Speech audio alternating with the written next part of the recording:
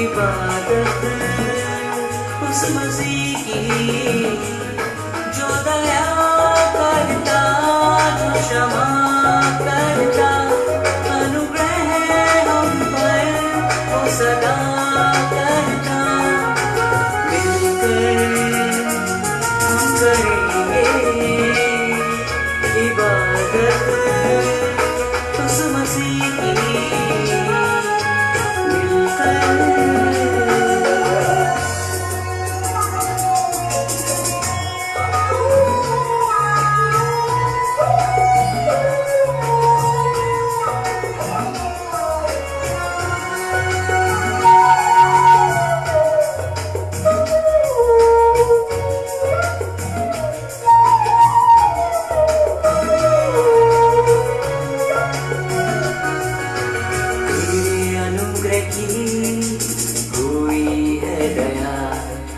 रूह ने तेरी हमें हर पल है छुआ,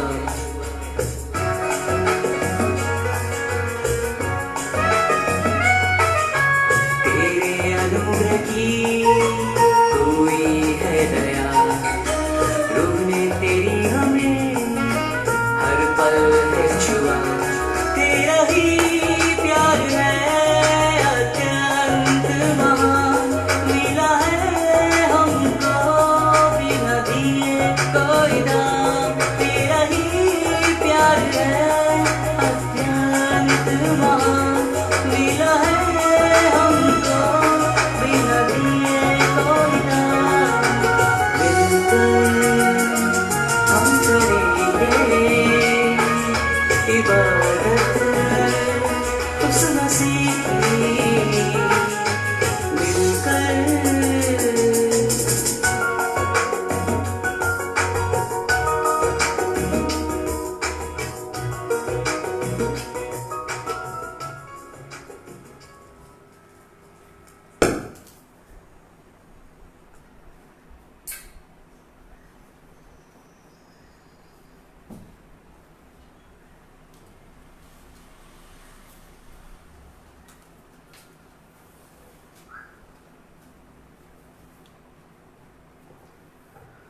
પરમેશ્વર પિતાનો આભાર માનીએ છીએ આજનો નવો દિવસ પ્રભુએ આપણા જીવનમાં ઉમેરી આપ્યો, આપણને સારી તંદુરસ્તી આપી અને પ્રભુની કૃપા આપણા પર જારી છે કે આપણે બાઇબલ અભ્યાસના માટે આજે વધુ એક વખત મળીએ।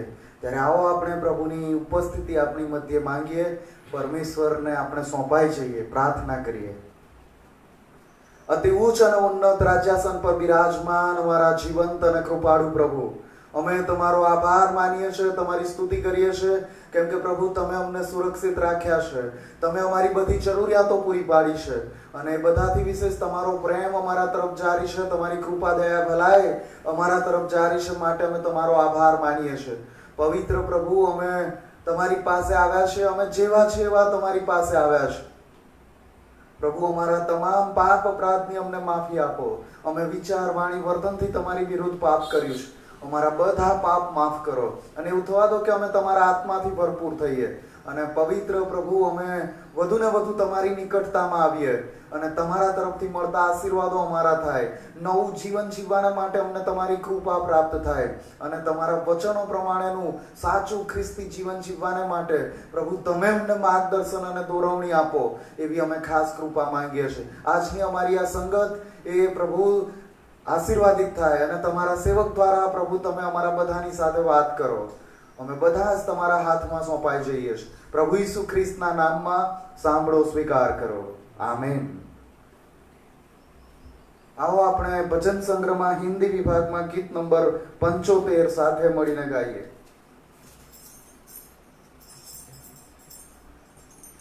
हम यीशु के संग एक दिन स्वर्ग जाएंगे, हम यीशु के संग एक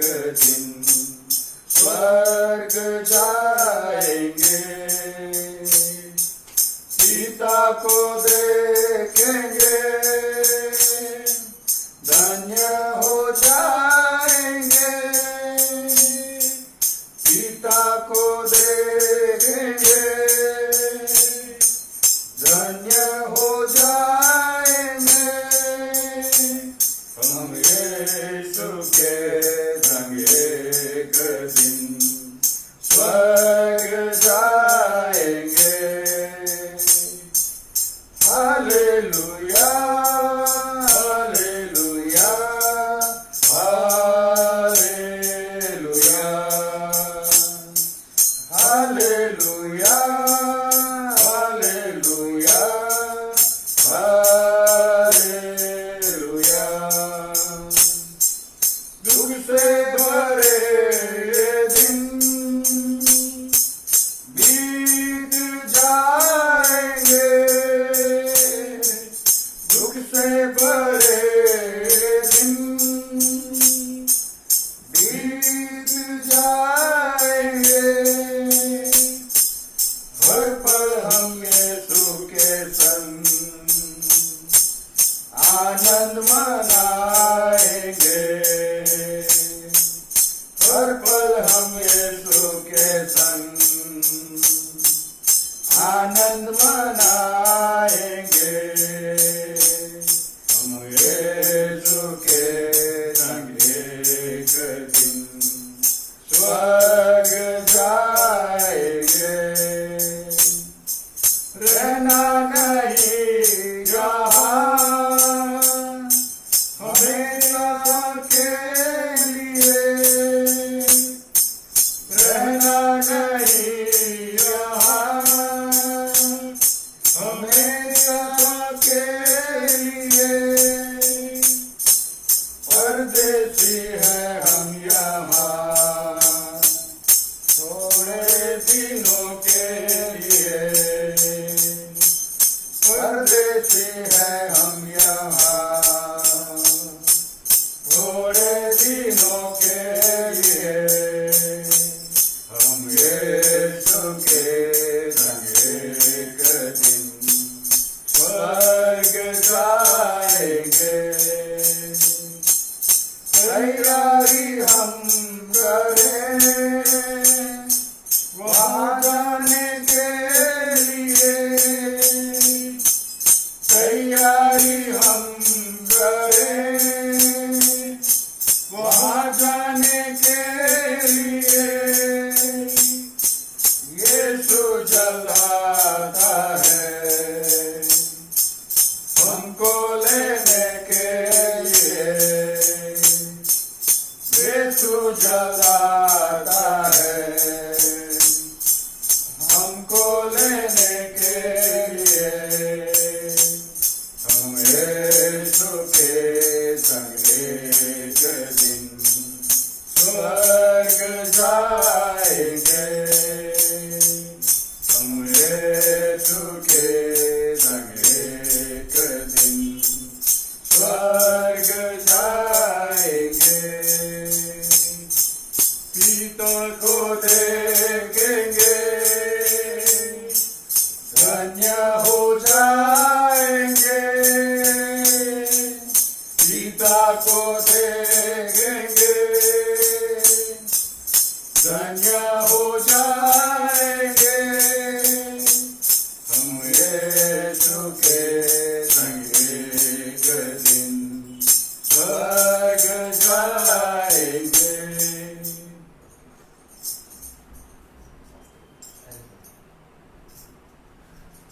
પરમેશ્વર પિતાનો આભાર માનીએ છીએ। આજે આપણે આ બાઇબલ અભ્યાસની સંગતમાં જોડાયા છે અને વડોદરા ડિસ્ટ્રિક્ટના district superintendent Reverend Augustine Faith સાહેબ આપણી મધ્યે છે અને આજે આપણને બાઇબલ અભ્યાસમાં દોરવણી આપવાના છે। આપણે એમનો પ્રભુ ઈસુ ખ્રિસ્તના નામમાં આવકાર કરીએ છીએ અને હવેનો સમય આપણે એમને આપીએ છીએ ને આપણે બાઇબલના વચનો તરફ આપણે અગ્રેસર થઈશું।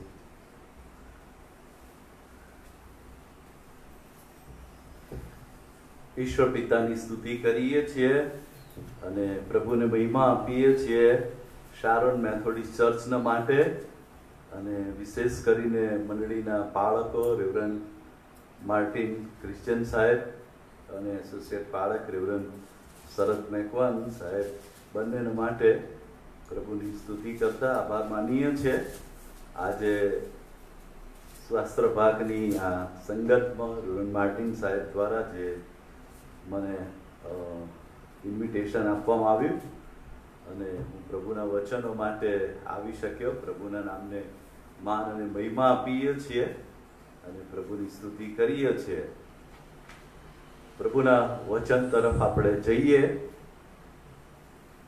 1 કોરિન્થી એનો 13મો અધ્યાય અને ફક્ત એનું 12મું વચન એ તરફ તમારું ધ્યાન લઈ જવા માંગુ છું. એને વાંચીએ.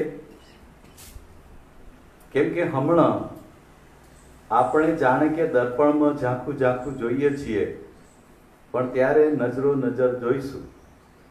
હમણાં હું અપૂર્ણ જાણું છું, પણ ત્યારે જેમ હું પોતે જણાયેલો છું તેમ પૂર્ણ રીતે જાણીશ. આ વચન પ્રભુ આપણા માટે આશીર્વાદિત કરે. આપ સર્વને પ્રભુ ખૂબ કૃપા આપે, આશીષ આપે. આજની જે શાસ્ત્ર અભ્યાસ છે, તમારા પાળક સાહેબો એમના સિરીઝ પ્રમાણે તમને વચનો આપી રહ્યા છે, પણ આજે હું એક બાબત પર તમારું ધ્યાન લઈ જવા માંગુ છું. આપણે એવો વિશ્વાસ કરીએ છીએ પુનરુત્થાનની મોટી આશામાં, સ્વર્ગની આશામાં, અને એટલા માટે કેટલાક સ્વર્ગ વિશેના પ્રશ્નો પૂછવામાં આવે છે. એમાંનો એક ખાસ પ્રશ્ન એવો છે કે સ્વર્ગને અંદર જો આપણે જઈશું તો ત્યાં આપણે એકબીજાને ઓળખી શકીશું. સ્વર્ગમાં જવાની વાત છે, પણ કેટલાક લોકોને એવો પ્રશ્ન ઉદ્ભવે છે કે આપણે તો રૂપાંતરિત શરીર ધારણ કર્યું હશે અને આ શરીર કેવું હશે, અને એટલા માટે લોકો કેટલાક અવઢવમાં હશે. પણ હું એનો જવાબ આપું છું બાઇબલ આધારિત કે હા, આપણે એકબીજાને ઓળખી શકીશું. એ મારો જવાબ છે. એટલે તમને જોઉં તો 1 કોરિન્થી 13મો અધ્યાય 12મી કલમની અંદર સંત પાઉલ એક ચોક્કસ સૂચક વાત એણે કહી છે કે વર્તમાન સમયને અને ભાવિ સમય સાથે સરખાવીને સંત પાઉલ આપણને યાદ દેવડાવે છે કે આ જીવનમાં આપણું જ્ઞાન, આપણી જાણકારી એ મર્યાદિત છે, પરંતુ આપણે સ્વર્ગના સંપૂર્ણ જીવનમાં પ્રવેશ કરીશું ત્યારે ઘણી બધી મર્યાદાઓ દૂર થઈ જશે. આ બાબત સૂચવે છે કે પૃથ્વી પર આપણે એકબીજાને જેટલા પ્રમાણમાં ઓળખીએ છીએ તેના કરતાં વિશેષ પ્રમાણમાં આપણે વધુ સારી રીતે એકબીજાને સ્વર્ગમાં ઓળખીશું. પૃથ્વી પર આપણે એકબીજાને ઓળખીએ છીએ, પણ સ્વર્ગમાં આપણે એનાથી વિશેષ સારી રીતે ઓળખી શકીશું. હવે મેં તમને જે જવાબ આપ્યો એ બાઇબલ આધારિત આપ્યો, જે પ્રશ્નનો કે શું આપણે સ્વર્ગમાં એકબીજાને ઓળખી શકીશું, અને બાઇબલ આધારિત મેં જવાબ આપ્યો કે હા. એને હું તમને કેટલીક વચનોથી એની સાબિતી લઈએ, આધાર લઈએ. જો લુકની સુવાર્તા, હું બહુ રેફરન્સ છે એટલે ફટફટ બોલીશ. 16મો અધ્યાય 19 થી 31ની અંદર શ્રીમંત માણસ અને લાજરસની વાત આવે છે. અને તમે જુઓ તો અહીં 3 વ્યક્તિઓનો ઉલ્લેખ કરવામાં આવ્યો છે: શ્રીમંત માણસ, લાજરસ અને ઇબ્રાહિમ.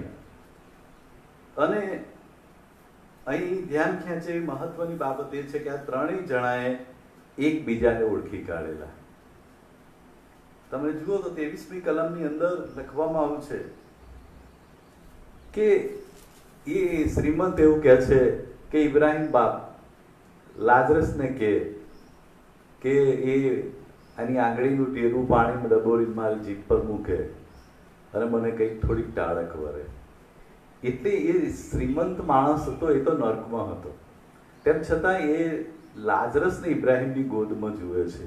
એટલે એને ઓળખી કાઢ્યો કે આ લાજરસ જે મારા ટેબલ નીચેથી રોટલીના ટુકડા ખાતો હતો. એક આધાર છે કે એના આધારે આપણે કહી શકીએ છીએ. જો એક પાપી માણસ નર્કમાંથી પણ જો એ ઇબ્રાહિમને ઓળખી કાઢે છે, લાજરસને ઓળખી કાઢે છે, તો આજે આપણે જે લોકોએ પ્રભુ ઈસુ ખ્રિસ્તનો સ્વીકાર કર્યો છે સ્વર્ગમાં એકબીજાને ઓળખી શકશે. એ એક વાત આપણને પવિત્ર શાસ્ત્ર જણાવે છે. સેકન્ડ થિંગ એની અંદર તમે જુઓ તો રૂપાંતરના પહાડ ઉપર લુક 9:28-36 ની અંદર તમે જુઓ તો ત્યાં આગળ પ્રભુ ઈસુ ખ્રિસ્ત એ પિત્તર, યાકૂબ અને યોહાનને લઈને એ પહાડ ઉપર જાય છે અને ત્યાં આગળ તમે જુઓ તો ઈસુનું એ રૂપાંતર આપણે જોઈએ છે, એનું રૂપ બદલાઈ ગયું. પણ ત્યાં આગળ તમે જુઓ તો એકાએક એ લોકો મૂસાને અને એલિયાના દર્શન થાય છે અને પિત્તર કહે છે પણ કરો. હવે તમે જુઓ તો મૂસા તો 1500 વર્ષ પહેલા મરણ પામેલો, આ દર્શનની પહેલા 1500 વર્ષ પહેલા મૂસા મરણ પામ્યો હતો. પણ એને અહીંયા આગળ આ લોકો જુએ છે પિત્તર અને ઓળખે છે. એલિયા પણ 900 વર્ષ અગાઉ એમની અગાઉ થઈ ગયેલો, એને પણ ઓળખવામાં આવે છે. હવે તમે જુઓ કે પિત્તર, યાકૂબ અને યોહાનને આ માણસો કોણ હતા એની ઓળખ આપવાની જરૂર ના પડી. એમણે ઈસુ ના પૂછ્યું કે આ લોકો કોણ છે, એમને ખબર પડી કે આ મૂસા છે ને આ એલિયા છે. ઉદ્ધાર પામેલા લોકો એ પ્રભુના રાજ્યની અંદર, સ્વર્ગની અંદર એકબીજાને ઓળખી શકશે. એ વાત આજે હું તમને કહું છું. કેટલા લોકોને એવું થતું હોય ને, કોઈ પ્રશ્ન પૂછ્યો હોય, કોઈ ના પૂછ્યો હોય, કેટલાક લોકો મૂંઝવતા હોય કે સ્વર્ગમાં શું હશે, કેવું હશે. અને એટલા માટે અહીંયા આગળ પછી તમને જે કેટલીક બાબતો હું કહું છું. 2 કોરિન્થી 5મો અધ્યાય અને 6ઠી કલમની અંદર સ્વર્ગ એ ખ્રિસ્તી વ્યક્તિનું ઘર છે. હવે તમે એવા ઘરની કલ્પના કરો કે જેની અંદર ઘરના સભ્યો એકબીજાને ના ઓળખતા હોય. કોઈ ઘરમાં એવા માણસો રહેતા હોય કે એકબીજાને ના ઓળખ. કદાચ હોટલમાં એવું બને કે હોટલમાં લોકો રહેતા હોય ને એકબીજાને ના ઓળખતા હોય, પણ ઘરની અંદર એટલી એક વસ્તુ છે. બીજી વાત છે યોહાન 14:2 પ્રમાણે સ્વર્ગ તો ઈશ્વર પિતાનું ઘર છે. હવે તમે એવું વિચારો કે શું એક એવો પિતા હોય કે જેના ઘરમાં એના બાળકો રહેતા હોય અને એકબીજાને ઓળખતા ના હોય. હું મારા ઘરમાં મારા બાળકો છે, એ બાળકો સાથે હું રહું છું, એવું બને કે મારા બાળકો એકબીજા ભાઈ બહેનને ઓળખતા ના હોય. એટલે કેટલી બાબતો આપણને એ સચોટ રીતે બતાવે છે કે સ્વર્ગમાં આપણે એકબીજાને ઓળખી શકીશું. નંબર 3 તમે જુઓ તો સ્વર્ગને એક કૌટુંબિક વર્તુળ તરીકે પણ જોવામાં આવે છે. સ્વર્ગ એક કૌટુંબિક એ છે. એફએસી 3:15 પ્રમાણે જો કુટુંબના સભ્યો એકબીજાને ઓળખતા ના હોય અને એકબીજા સાથે વાત કરતા ના હોય તો એ કુટુંબ કેવું વિચિત્ર લાગે. કુટુંબના સભ્યો એકબીજાને ઓળખે જ નહીં. તમે ઘરમાં રહેતા હોય અને એકબીજાને ઓળખતા ના હોય. હવે ઓળખતા હોય તો જ વાત કરો ને. વાત કરવા માટે ઓળખાણ તો પહેલી જોઈએ. વાત શરૂ કરવા માટે પણ ઓળખાણ આપીએ. મારું નામ આ, હું અહીંથી આવું છું અને તમારું નામ મને કહેશો, પછી આપણે વાત કરીએ છીએ. એટલે હું બહુ ઝડપથી તમારા સમયની અંદર પૂરું કરવા જઈશ. જે વાત બીજી છે કે સ્વર્ગ છે ને એને એક નગર તરીકે પણ જોવામાં આવે છે. સ્વર્ગ હિબ્રુ 11:10મી કલમ અને 12મો અધ્યાય અને 22મી કલમ ત્યાં આગળ લખ્યું છે કે સ્વર્ગીય નગરના લોકો એકબીજાથી અજાણ્યા હોય. ચોક્કસ આપણે આખા વડોદરાને ઓળખતા નથી, પણ એવા તો કોઈક લોકો છે કે જેને હું એક નગરમાં ઓળખું છું. એવા તો તમે છો કે તમને કોઈ આ નગરમાં ઓળખે છે. એટલે સ્વર્ગને એક નગર તરીકે પણ બાઇબલ જણાવે છે. સ્વર્ગને એક રાજ્ય તરીકે પણ જોવામાં આવ્યું છે. અને યશાયા 33:17 પ્રમાણે એક એ રાજ્ય છે, ત્યાં રાજા હશે અને આપણે તે રાજાને તેમના પૂરા મહિમામાં નિહાળીશું. એ પણ એક વસ્તુ છે કે જે રાજા છે એને આપણે એના પૂરા ગૌરવમાં, એના મહિમામાં આપણે નિહાળીશું. એટલે તમે જો નોંધ કરો તો તમને આ બે વાત બતાવી. પહેલું જે દાખલો આપ્યો એ તો લાજરસ અને શ્રીમંત અને ઇબ્રાહિમ. એ જે શ્રીમંત માણસ હતો એ અને લાજરસ અને ઇબ્રાહિમ. તો શ્રીમંત માણસ પાપી હતો, નરકમાં જાય. આ તો એક ઉદાહરણ છે, એ સાચી વાત નથી, પણ ઉદાહરણ દ્વારા પ્રભુ ઈસુ ખ્રિસ્ત ટીચિંગ આપે છે, એક શિક્ષણ આપે છે. ઉદાહરણ દ્વારા જ ઈસુએ સત્ય પ્રગટ કર્યા છે. એટલી એક એવો બનાવ નહોતો, એ તો ઈસુએ એક સત્ય એક આપવા માટે એક ઉદાહરણ આપેલું. અહીંયા જે બીજો બનાવ આપણે જોયો એ રૂપાંતરનો, કે પહાડ ઉપર ઈસુનું રૂપાંતર થયું, એ તો એક ઘટના હતી. અને એની અંદર પણ આ પિત્તરને એ લોકો એને ઓળખે છે, મૂસાની એલિયાને. અહીં આગળ મેં જે જણાવ્યું, જે બાબત કે છે, આપણા નામ સ્વર્ગમાં નોંધવામાં આવેલા છે. આપણે એવું કહીએ છીએ લુક 10 અને 20 પ્રમાણે નામ વ્યક્તિની ઓળખ આપે છે. જો કોઈ આપણું નામ છે, મારા નામની બીજી પણ વ્યક્તિ હોય, પણ કશો ફરક હોય, કાં તો પાછળ ફાધરનું નામનો ફરક હોય, સમટાઈમ બેનું નામ સરખું હોય તો સરનેમ ચેન્જ હોય, કશું તો ફરક હોય, અને કદાચ ફોટાથી જોવાથી તો અલગ છે જ, પણ એ આપણું નામ આપણી ઓળખ આપે છે. તેથી જો આપણા નામ સ્વર્ગમાં નોંધાયેલા છે તો ત્યાં આપણી ઓળખ અગાઉથી આપી દેવામાં આવી છે. શું ત્યાં આપણે ઓળખાઈશું નહીં? મારું કોઈ જગ્યા પર હું આપું, અમારું નામ ઓગસ્ટિન ફેથ છે, અમારું આઈ કાર્ડ છે, પછી તો મારી ઓળખ થશે, બરાબર? આઈ કાર્ડમાં મારો ફોટો હશે, મારી બીજી ઇન્ફોર્મેશન હશે, એનાથી એ લોકો, એ વ્યક્તિને ખબર પડશે કે આ એ છે. તો હું માનું છું કે સ્વર્ગમાં આપણા નામ નોંધાયેલા છે એવું બોલીએ છીએ. ઓગસ્ટિન ફેથ બોલે, બરાબર, અને હું પ્રગટ થયું, નંદનના લોકો મને ના ઓળખે, બીજા ના ઓળખે, તો ઓગસ્ટિન ફેથ કોણ છે? એટલે એવું તો બનવાનું નથી ને. ઓગસ્ટિન ફેથ નું નામ બોલાય તો બીજાને ખબર પડે કે ઓગસ્ટિન ફેથ એ આ છે. ઘણી જગ્યા પર આપણું ધ્યાન ના આવ્યું કે ભાઈ તમારો નંબર આવ્યો, તમારું નામ આવી ગયું છે, તમારું નામ બોલ્યા જાઓ, બીજો વ્યક્તિ આપણને કહે છે. તો એવી વાત છે. બીજું કે સ્વર્ગની એક આપણે દેશ, સારા દેશ તરીકે ઓળખવામાં આવે છે. હિબ્રુ 11:16 પ્રમાણે આપણને સ્વર્ગમાં પૃથ્વી કરતા આપણા વાલાઓને વધારે સારી રીતે અને વધારે નિકટતાથી ઓળખી શકીશું. કેટલીક વસ્તુ આપણને એમના વિશે ખબર નથી, પણ ત્યાં આગળ બધું જ ખબર પડવાનું છે. અને એટલા માટે આ બધી બાબતો મેં તમને કહી કે આપણી ઓળખ સ્વર્ગમાં. એટલે તમે કોઈને બહુ બે ધડક કહેજો, કોઈ પૂછે, કારણ કે કેટલાક લોકો આવા પ્રશ્નો બહુ ઓછા લોકોને થતા હોય છે. ઘણા લોકોએ તો બધું સ્વીકારી લીધું હોય છે, અથવા આપણને આવા પ્રશ્નો થવા પણ જોઈએ.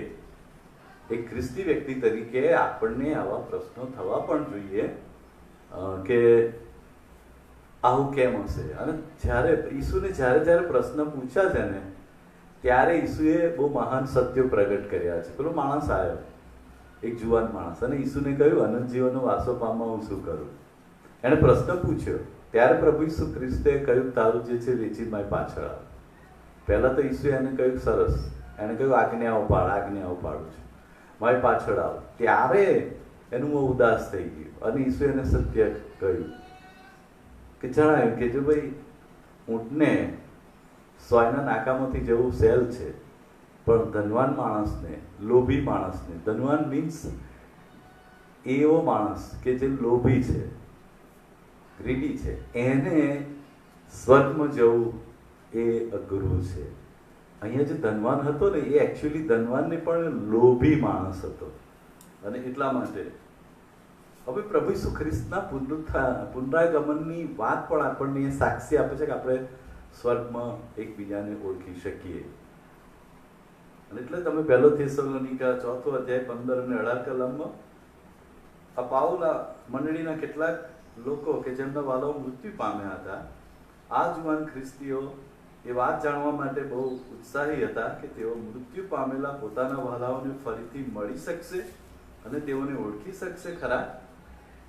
અને પ્રભુ જ્યારે આવશે ત્યારે ખ્રિસ્તમાં, જેમ પ્રભુ ઈસુ ખ્રિસ્ત જ્યારે આવશે, અને આપણે બહુ સંદેશામાં કહીએ છીએ કે ત્યારે પ્રભુ ઈસુ ખ્રિસ્ત આવશે ત્યારે મુએલા સજીવન થશે.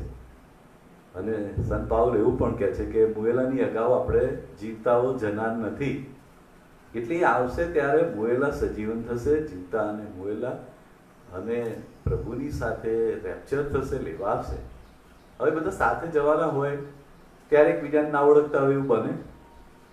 આ કોઈ ટ્રેન નથી કે જ્યાં આપણે કોઈને એ નથી કરતા, પણ એક ચોક્કસ પર્પઝમાં આપણે જઈએ છીએ, બરાબર?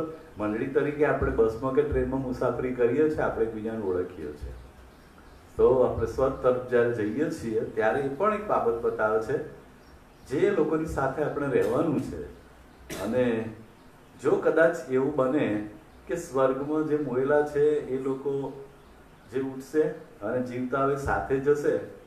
હવે જો સ્વર્ગમાં આપણે એકબીજાને ઓળખતા જ ના હોઈએ તો પછી આપણે જ્યારે મરણ વખતે દિલાસો આપીએ છીએ, દિલાસાનો કોઈ મિનિંગ રહેતો નથી.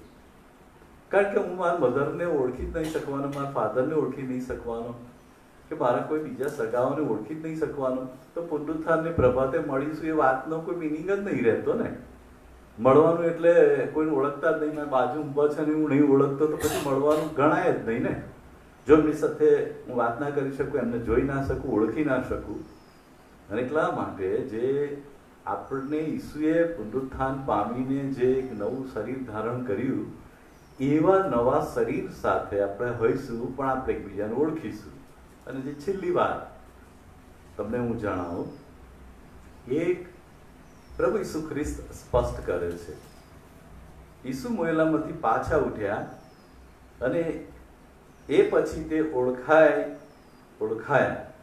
આપણે પણ નવા શરીર ધારણ કરીશું ત્યારે આપણી ઓળખ બધાને થશે અને આપણે એકબીજાને ઓળખી શકીશું. 1 કોરિન્થી 15મો અધ્યાયની 6મી કલમની અંદર સંત પાઉલ લખે છે કે કેફાને દર્શન થયું, પેલાને થયું, 500 કરતા વધારે લોકોને દર્શન થયું, ને અકાળે જન્મેલો છેવટે મને થયું.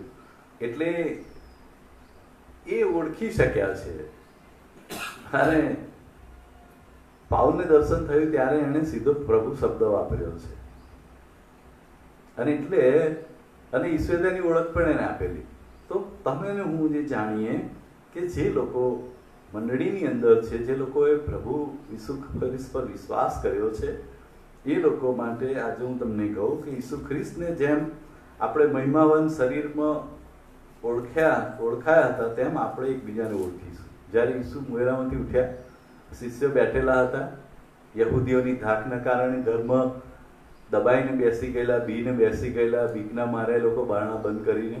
પણ ઈસુ જ્યારે અંદર એન્ટર થયા ત્યારે લોકોએ એને ઓળખ્યો, એને ઓળખી લીધો. અને બીજા અઠવાડિયે થોમાએ જ્યારે એવું કહ્યું હતું કે ભાઈ હું જોયા વગર વિશ્વાસ નહીં કરું, તો બીજા સેકન્ડ વીકમાં થોમા હતો ત્યારે પણ એ આવ્યા.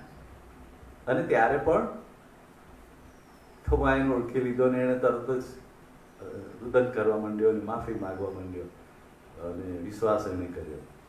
એટલે મિત્રો એટલું યાદ રાખ્યો છે કે કેટલાક એવા ડોક્ટ્રિન્સ છે, આ પણ એક ડોક્ટ્રિન્સ છે, આ એક સિદ્ધાંત છે ખ્રિસ્તી વિશ્વાસનો. એ સિદ્ધાંતને મને લાગ્યું કે આજે 20 મિનિટની તક છે તો હું આ સિદ્ધાંતને પ્રગટ કરું. ભવિષ્યમાં આવા સિદ્ધાંતો ઉપર આપણે અભ્યાસ કરવો જોઈએ અને જે રિયલ ટીચિંગ છે એને પણ આપણે પ્રાપ્ત કરીએ. પણ મૂળ વાત એ છે કે તમે સ્વર્ગમાં એકબીજાને ઓળખો. એ માટે જરૂરી છે કે હું તમને પૂછું છું, તમે પ્રભુ ઈસુ ખ્રિસ્તનો સ્વીકાર કર્યો છે?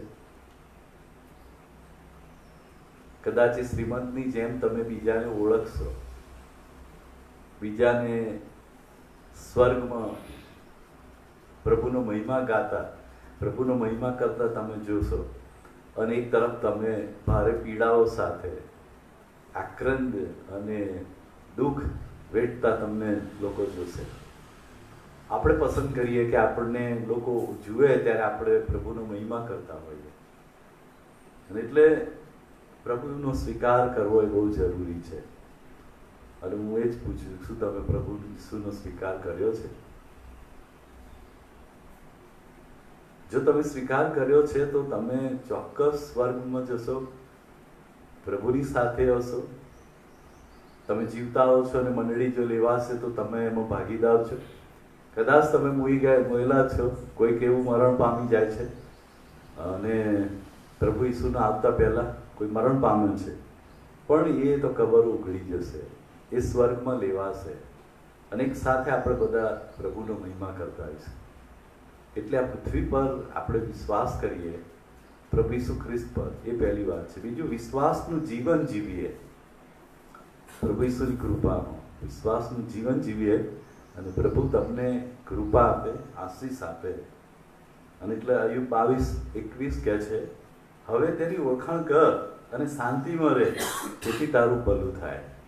શું કે? હવે પ્રભુની ઓળખાણ કર. બધા માણસોની બહુ ઓળખાણ થઈ, સ્વર્ગમાં એકબીજાની ઓળખાણ કરવાનો વિચાર કરીએ છે, પણ એ પહેલા આપણે અહીં આગળ પ્રભુની ઓળખ કરીએ. અને એટલે અયુબ 22:21 કહે છે કે હવે તેની ઓળખાણ કર અને શાંતિમાં રહે, તેથી તારું ભલું થાય. આપણે આ પૃથ્વી પર પહેલા પ્રભુને ઓળખીએ તો જ સ્વર્ગમાં આપણે એકબીજાને ઓળખી શકીશું, તો જ આપણે એકબીજાની સાથે રહી શકીશું, તો જ આપણે મહિમાવાન જીવન જીવી શકીશું. અને જે પ્રશ્ન મેં પૂછ્યો કે શું સ્વર્ગમાં આપણે એકબીજાને ઓળખી શકીશું, અને એના થોડા પ્રત્યુત્તર આપવાના પ્રયત્ન રૂપે આ બાઇબલ સ્ટડી તમને આપી છે. પણ જવાબ એ છે કે જો તમે પ્રભુ ઈસુ ખ્રિસ્તને ઓળખો છો તો તમે સ્વર્ગમાં પણ એકબીજાને ઓળખશો, અને સ્વર્ગમાં હશો, પ્રભુની સાથે હશો, પ્રભુનો મહિમા કરશો. પ્રભુ આ વચન એ સમજવા તમને મને કૃપા આપે. God bless you.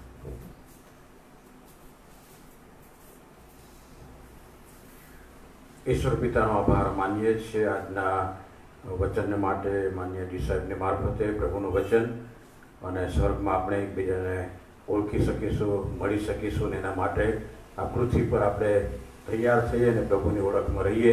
માટે પ્રભુ આપણને બધાને તેની કૃપા આપો. આવો આપણે પ્રાર્થના કરીએ અને ત્યાર પછી માન્ય ડી સાહેબ આશીર્વચન ઉચ્ચારશે. પ્રાર્થના કરીએ.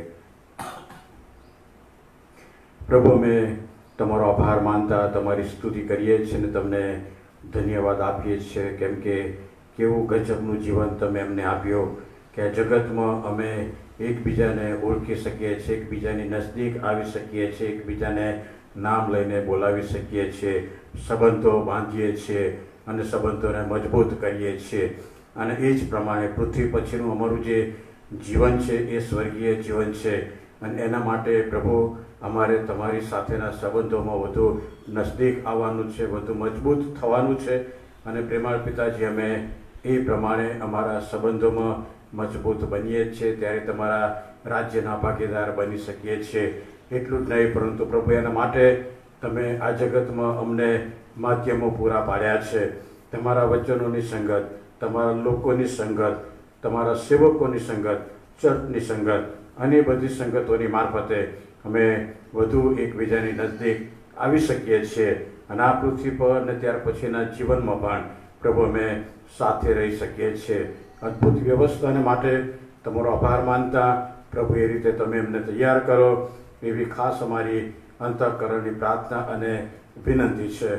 કૃપાળુ અને દયાળુ પ્રેમાળ પ્રભુ, અમારી મંડળીના તમામ કુટુંબોને તમારો આશીર્વાદ આપો.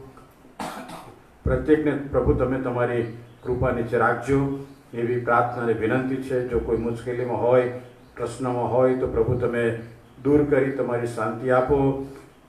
જેઓની જરૂરિયાત છે પ્રભુ તમે પૂરી પાડો. જો કોઈ માંદગીમાં છે તો સાજાપણું આપો. અમારી મંડળીના નાના બાળકો અને વડીલો બધાને પ્રભુ તમે સંભાળજો એવી ખાસ અંતઃકરણની પ્રાર્થના અને વિનંતી છે. કોરોનાને કારણે પ્રભુ જેઓ બીમાર છે એ બધાના માટે પ્રભુ અમે તમારી કૃપા માગીએ છીએ. તમે તેમને સાજાપણું પૂરું પાડો. ખાસ કરીને શાહપુર ચર્ચના પાળક રેવરન્ડ અરવિંદ ખ્રિસ્તી સાહેબને માટે પ્રભુ અમે તમારી કૃપા માગીએ છીએ. તેઓ માંદગીના બિછાનામાં છે. પ્રભુ તમે તેમને સ્પર્શો, સાજાપણું પૂરું પાડો એવી ખાસ પ્રાર્થના અને વિનંતી છે. એલી આંટીના ભાઈ જોનાથનભાઈ, તેઓ પણ માંદગીના બિછાનામાં છે. પ્રભુ તમે તેમને પણ સંપૂર્ણપણે તાજગીને તંદુરસ્તી પૂરા પાડો એવી અમે પ્રાર્થના કરીએ છીએ. બીજા મારા વાલાઓ જો બીમાર છે પ્રભુ તમે સાજાપણું આપજો. જો કોઈ દુઃખી હોય તો દિલાસો આપજો એવી ખાસ પ્રાર્થના અને વિનંતી છે. અને આ બધી પરિસ્થિતિમાં તમારા લોક તરીકે પ્રભુ તમે અમને સંભાળો. અને કોરોનાને કારણે પ્રેમાળ પ્રભુ આખું વિશ્વ જ્યારે ચિંતામાં છે ત્યારે અમે તમારા લોક તરીકે તમારા તરફ દ્રષ્ટિ કરતા સહાય અને સામર્થ્ય માંગીએ છીએ. તમારા સમર્થ પૂજોમાં સોંપાઈએ છીએ. અમારી પ્રાર્થના મારા તારનાર પ્રભુ ઈસુ ખ્રિસ્તના નામમાં સાંભળો અને માન્ય કરો. આમેન. આશીર્વાદ સ્વીકારીએ. અને હવે આપણા તારણહાર પ્રભુ ઈસુ ખ્રિસ્તની કૃપા, ઈશ્વર પિતાનો પ્રેમ, પવિત્ર આત્માની સંભાળ, સંગત અને સહાય મંડળીની સાથે, પ્રભુના સંતો સેવકોની સાથે હમણાંથી સર્વકાળ સુધી રહો. આમેન. ફરીને એકવાર માન્ય ડીસુ સાહેબ આજે આપણે મધ્ય આવી શક્યા અને વચન લાવ્યા. ડીસુ સાહેબનો આભાર માનીએ છીએ. તમારા બધાનો આભાર માનવામાં આવે છે. મંડળીને માટે, દેશને માટે, વિશ્વને માટે પ્રાર્થના કરવાનું ચાલુ રાખજો. સંભાળજો, ઘરમાં રહેજો, કાયદાનું પાલન કરજો અને એ પ્રમાણે પોતાની સલામતી ધ્યાનમાં રાખશો એવી ખાસ વિનંતી કરવામાં આવે છે. અપેક્ષા રાખીએ છીએ આવતીકાલે સવારે 9 વાગે આ જ પ્રમાણે આપણે મળીશું. Thank you.